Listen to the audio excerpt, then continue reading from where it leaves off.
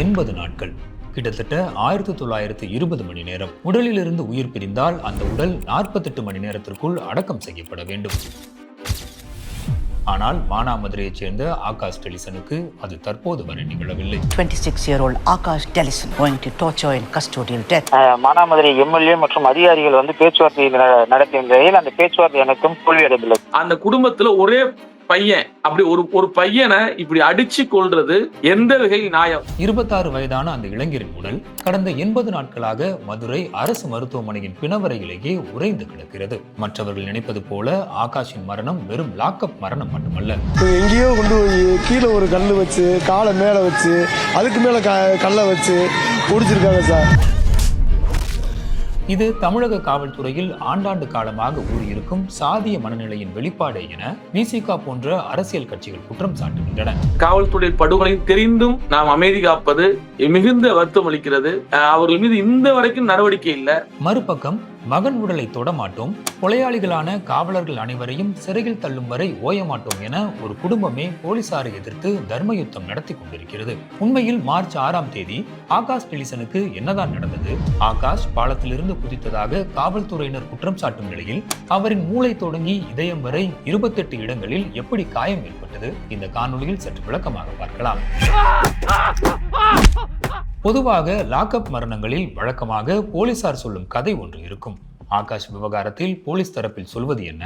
ஆயுதங்களால் இருவர் தாக்கப்பட்டதாக மார்ச் 5ஆம் தேதி இரவு மானாமதுரை காவல்துறையினருக்கு புகார் ஒன்று வருகிறது. சிசிடிவி காட்சிகளின் அடிப்படையில் நண்பர்களான கிருஷ்ணராஜபுரத்தைச் சேர்ந்த தலித் இளைஞரான ஆகாஷ் டெலிசன் மற்றும் குணா ஆகிய இருவரை போலீசார் கைது செய்ய முயல்கின்றனர். இதில் ஆகாஷ் போலீசாரிடமிருந்து தப்பிப்பதற்காக பாலத்திலிருந்து கீழே குதித்ததில் பலத்த கால் முறிவு ஏற்படுகிறது. இதைத் தொடர்ந்து ஆகாஷை மதுரை அரசு மருத்துவமனையில் போலீசார் சேர்த்தபோது மார்ச் 8ஆம் தேதி திடீரென மூச்சு திணறல் ஏற்பட்டு சிகிச்சை பலனளிக்காமல் இறந்து போகிறார். ஆனால் கால் முறிவுக்காக சிகிச்சைக்கு சென்றவர் ஏன் உயிரிழக்கிறார்? இங்குதான் சர்ச்சையின் ஆரம்ப புள்ளி எழுகிறது. ஆகாஷின் மரணம் விபத்தோ அல்லது தப்பி ஓடியதால் நடந்த மரணமோ அல்ல. அது திட்டமிடப்பட்ட காவல் படுகொலை என்ற குற்றச்சாட்டை விசிகவினர் மற்றும் ஆகாஷின் பெற்றோர் முன்வைக்கின்றனர். குறிப்பாக கைது செய்யப்பட்ட இருவரில் தலித் சமூகத்தைச் சேர்ந்த ஆகாஷை மட்டும் போலீசார் கடுமையாக தாக்கியதாகவும் அந்த தாக்குதலில் அவர் கால் உடைக்கப்பட்டு உள்காயங்கள் ஏற்பட்டு மரணமடைந்தார் என்பதே குடும்பத்தினரின் தரப்பு வாதமாக உள்ளது. அந்த வகையில் தமிழக காவல்துறையில் சாதி ஆழமாக பரவியிருக்கிறது என்ற விமர்சனத்தை வைக்கிறார் விசிகாவின் மாநில பொறுப்பாளர் த. மாலின். காவல்துறை உளவுத்துறைக்குள்ள சாதி இருக்கு. தன் சாதிக்காரன் என்ன தப்பு பண்ணானா அவனை கொண்டு சரண்டர் பண்றது. இதே நமக்கு எதிரான ஒரு சமூகத்துல சாதிக்காரன் ஒரு சின்ன சண்டை போட்டிருப்பான், அவனை கொண்டு உட்கார வச்சுக்கிட்டு அவனை அடிச்சு துன்புறுத்தி. ஆகையால் தமிழக முதலமைச்சர் அவர்கள் சாதிய வன்கொடுமை பகுதியாக சிவகங்கை மாவட்டத்தை அறிவிக்க சொல்லியிருக்கான். வன்கொடுமை பகுதியாக இருதரப்பு வாதத்தை தாண்டி இந்த வழக்கின் முக்கிய திருப்பமாக உயிரிழந்த ஆகாஷின் வாக்குமூலம் மாறியது. மருத்துவமனையில் அனுமதிக்கப்பட்டிருந்த போது மானாமதுரை குற்றவியல் நீதித்துறை நடுவர் முன்னிலையில் ஆகாஷ் ஒரு ரகசிய வாக்குமூலம் அளித்தார். அந்த வாக்குமூலம்தான் இந்த வழக்கின் உண்மையை அம்பலப்படுத்தியது. போலீசார் கற்களுக்கு நடுவே தன் காலை ஈரச்சாக்கால் கட்டி வைத்து இரும்பு கம்பியால் எலும்பை உடைத்ததாகவும் பாலத்திலிருந்து விழுந்ததாக கூறுமாறு மிரட்டியதால் அப்படி சொன்னதாகவும் ஆகாஷ் தன் மரண வாக்குமூலத்தில் பதிவு செய்தார். அந்த வகையில் விசாரணைக்கு அழைத்துச் சென்ற ஆகாஷை காவல் நிலையத்தில் ஒப்படைக்காமல் அடித்து கொலை செய்திருக்கிறார்கள் என்கிறார் விசிகாவின் மாநில பொறுப்பாளர் மாலின். மதுரை மருத்துவமனையில் மேஜர் நீதிபதி போய் விசாரிக்கும் போதுதான் ஆகாஷுடைய கால் உடைக்கப்பட்டுள்ளது, எலும்புகள் சிதைக்கப்பட்டுள்ளது. ஊமடின்னு சொல்லுவாங்க, நெஞ்சில மிதிப்பாங்க ஏறி, அது ஊமடி. பூட்ஸ் கால்ல நெஞ்சில மிதிக்கும் போது அது ரத்த கட்டாயி போயிடும். ஆகாஷுடைய உடம்பில் ஒரு சொட்டு ரத்தம் இல்லைங்கிறது தான் நமக்கு தெரிய வருது. கால் எலும்பு முறிவுதான் மரணத்திற்கு காரணம் என்ற போலீஸ் வாதத்தை ஆகாஷ் டெலிசனின் மரண வாக்குமூலம் தவிடுபொடியாக்கியது. அது மட்டுமல்ல, ஆகாஷின் உடலின் வெளிப்புறம் உட்புறம் என மொத்தம் 28 இடங்களில் கடுமையான காயங்கள் இருந்ததும் காலில் ஏற்பட்ட அடியை தாண்டி அவரது மூளையில் பலத்த இரத்த கசிவு ஏற்பட்டிருந்தது. இது லாக்அப்பில் அவரது தலையில் போலீசார் கொடூரமாக தாக்கியிருப்பதை உறுதிப்படுத்தி இருப்பதாக ஆகாஷ் தரப்பினர் குற்றம் சாட்டுகின்றனர். மேலும் பிணவரையில் தனது மகனின் உடலை பார்த்தபோது கால் எலும்பு வெளியே தெரியும் அளவுக்கு காயம் ஏற்பட்டிருந்ததாகவும் பாலத்திலிருந்து குதித்ததால் அது ஏற்படவில்லை எனவும் ஆகாஷின் தந்தையும் தெரிவிக்கிறார். இது மட்டுமல்லாமல் உடலை பெற்றுக்கொள்ள தனக்கு காவல்துறை அதிகாரி ஒருவர் பணம் கொடுக்க முயன்றதாகவும் அவர் கூறுகிறார். இதைத் தொடர்ந்தே இந்த படுகொலையில் சம்பந்தப்பட்ட போலீசார் கைது செய்யப்பட வேண்டும் என பல்வேறு போராட்டங்கள் இன்று வரை தொடர்ந்து கொண்டிருக்கின்றன.